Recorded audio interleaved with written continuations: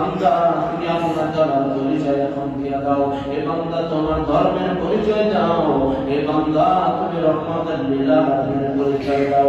এই ঈমানের তিন প্রশ্ন সবাই সম্মুখীন হতে হবে। সমস্ত পয়গম্বররা বললেন নাফসি নাফসি নাফসি। আব্বা জান আদম সফিউল্লাহ আলাইহিস সালাতু ওয়াস সালাম বললেন নাফসি, ওয়াল্লাহ আমাকে বাঁচাও। আদম সানি নবীউল্লাহ আলাইহিস সালাতু ওয়াস সালাম বললেন নাফসি, ওয়াল্লাহ তুমি আমারে বাঁচাও।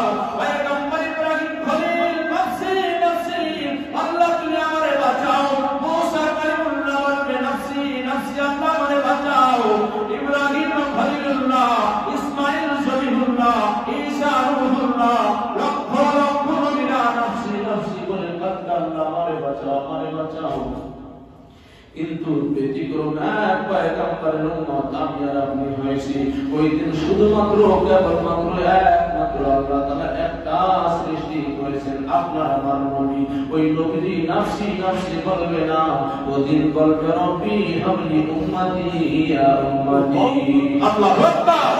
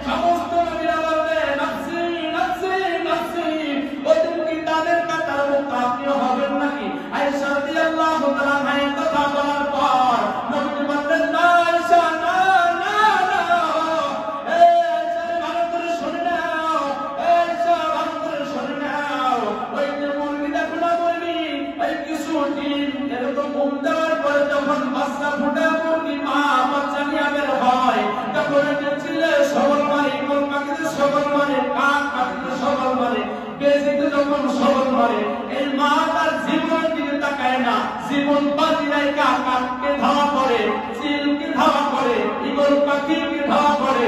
ওই যে দেখো না বেশি ভাব